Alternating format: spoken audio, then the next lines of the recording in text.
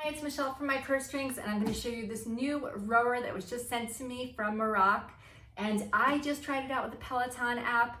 I had a great class, definitely lots to learn, but it has some great features, and I'm going to show you why I think this is a great rowing machine. Okay, so I assembled this myself. It took about 30 minutes or so. So let me just take you down close so you can see. This is electromagnetic resistance. Here is the full shot. You can also push this much closer to the wall. So really it does not need a very long footprint. You just need enough room for the actual machine.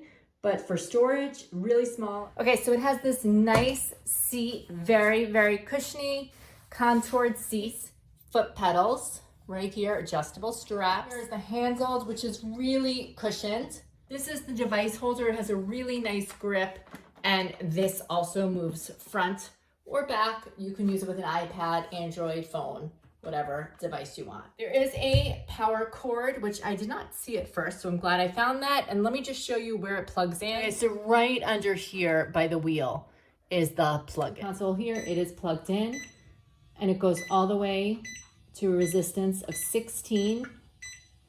And then it shows strokes per minute as you're doing it, and also the time. So stops at 16.